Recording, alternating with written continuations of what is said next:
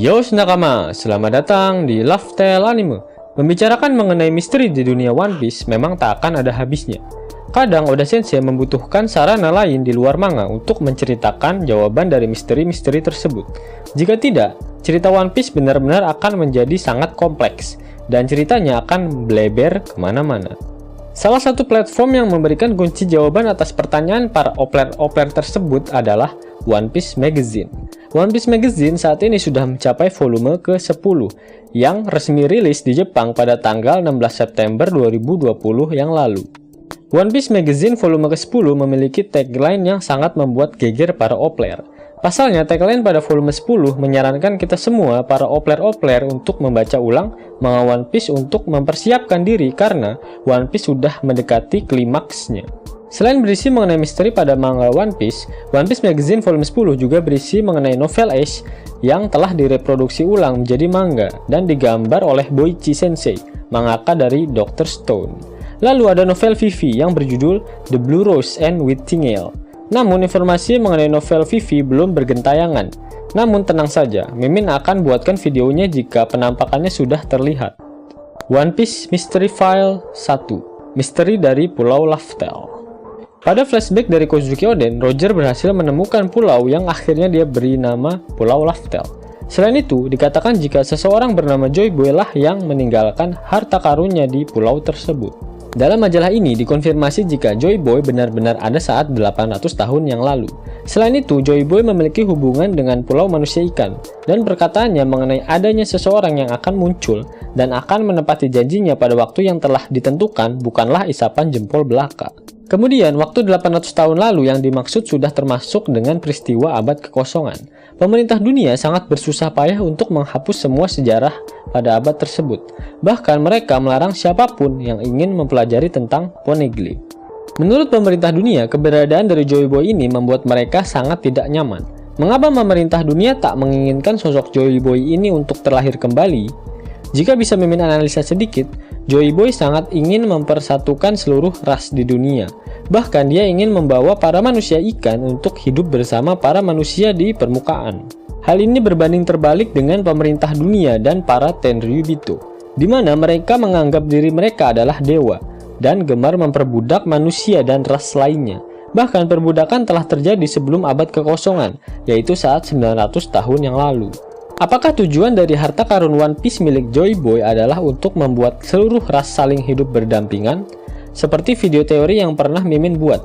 Jika nakama belum pernah menontonnya, linknya ada di pojok kanan atas ya nakama.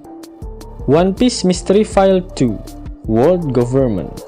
Meskipun Gorosei merupakan perpanjangan tangan dari World Government yang terbentuk dari 20 kerajaan, di mana mereka semua telah menandatangani fakta integritas jika kedudukan mereka setara. Namun nyatanya terdapat satu entitas yang berada di atas mereka semua yang dinamakan Im. Bahkan kelima kakek Sugiono alias Gorosei tunduk padanya, serta mereka berlima menunggu perintah dari Im sama. One Piece Mystery File 3, Dr. Vegapunk.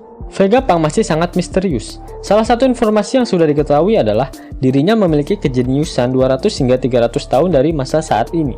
Vegapunk merupakan pemimpin di divisi sains milik Angkatan Laut. Dialah yang mencetuskan penelitian pada sel-sel manusia dan pada persenjataan.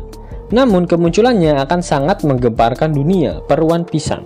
Karena apa yang akan dia lakukan di masa depan akan sangat mempengaruhi jalan cerita One Piece. Apakah Vegapunk akan menjadi bantuan terbesar untuk kru topi jerami nantinya untuk mengalahkan pemerintah dunia? Patut kita nantikan. Nah, itulah ketiga misteri yang saat ini masih mengganggu tidur para opler-opler di luar sana. Yuk kita lanjutkan pada segmen berikutnya. Pada manga One Piece chapter 1, Luffy mengatakan jika dirinya membutuhkan 10 kru, dan di sini Oda akhirnya menegaskan jika Luffy tak termasuk ke dalamnya.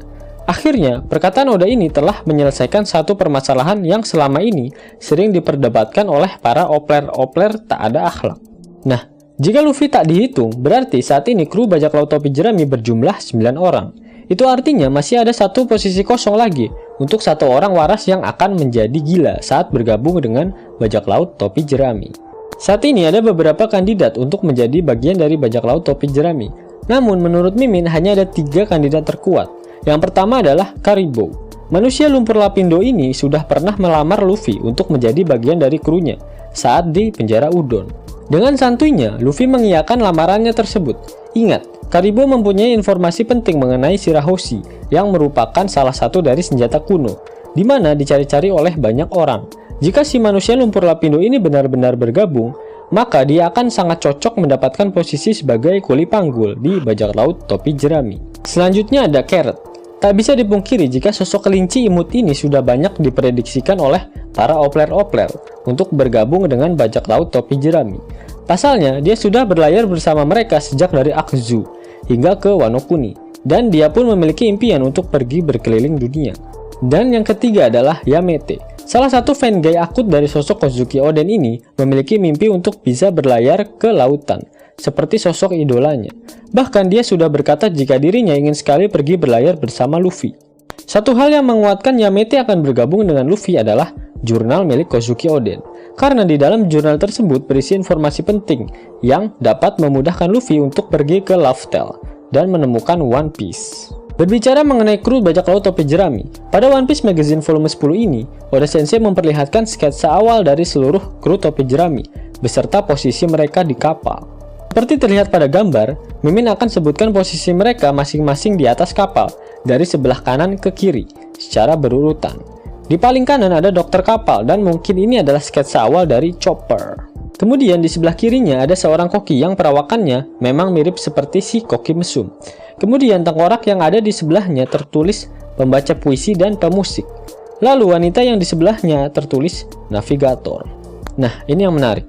Di sebelah sang navigator tertulis sniper, dan penampakannya mirip dengan Usopp. Selain bertuliskan sniper, pada gambar juga tertulis wakil kapten. Berarti Oda mempersiapkan Usopp sebagai wakil kapten bajak laut topi jerami. Apakah rencana awal dari Oda Sensei ini berlaku juga pada cerita di manganya saat ini? Jika iya, perdebatan mengenai siapa wakil kapten SHP terjawab sudah. Bukan Sanji ataupun Zoro, tapi Usopp, si tukang kibul. Usopp memiliki kekuatan hebat yang bahkan tak dimiliki oleh kru yang lain termasuk Luffy. Usopp memiliki Hausoko no Hoki yang sangat tinggi. Itu sebabnya Usopp cocok menjadi seorang wakil kapten. Di sebelah wakil kapten tentu saja ada kapten, yaitu Luffy. Lalu di sebelah kapten tertulis pengemudi kapal atau helmsman, dan penampakannya mirip dengan Jinbe.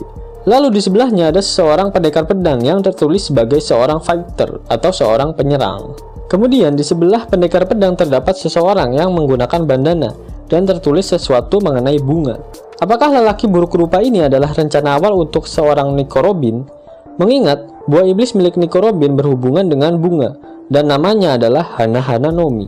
Lalu orang kerdil yang ada di ujung kiri adalah seorang tukang kapal. Akan tetapi yang mencurigakan terdapat tulisan Bolero di ujung kiri bawah. Apakah ini clue mengenai kru terakhir Luffy? Namun Mimin tak mengetahui arti dari Bolero itu sendiri. Informasi selanjutnya mengenai Jinbe. Gambar ini adalah desain awal dari Jinbe dan namanya adalah Saigo. Saigo merupakan sosok yang dekat dengan Zoro. Apakah ini clue jika nanti Jinbe akan dekat dengan Zoro? Informasi selanjutnya datang dari tempat kediaman para kakek Sugiono. Topi jerami besar yang ada di Marijoa memiliki keterkaitan dengan ramalan Madame Shirley mengenai kehancuran pulau manusia ikan, serta topi jerami raksasa tersebut berhubungan dengan topi jerami milik Luffy. Apakah ini berarti topi jerami tersebut milik Joy Boy? Mengingat kehancuran Fishman Island akan sangat berhubungan dengan janji Joy Boy pada Poseidon untuk membawa seluruh ras manusia ikan untuk hidup di permukaan. Informasi menarik selanjutnya adalah mengenai Shirohige. Oda mengungkapkan jika Shirohige memiliki koneksi dengan Doflamingo karena kantung infus yang sering ia pakai terlihat memiliki logo dengan lambang Jolly Roger milik bajak laut Doflamingo. Selain itu, perawakan suster yang merawat di kapal Moby Dick yang diperlihatkan pada chapter 234 sama persis dengan wanita yang menemani Doflamingo pada chapter 682. Hubungan rahasia ini memanglah wajar, karena Doflamingo dengan nickname Joker sangat berpengaruh di pasar gelap di dunia One Piece, sehingga Doflamingo menjadi pemasok obat-obatan serta suster-suster seksi kepada Shirohige.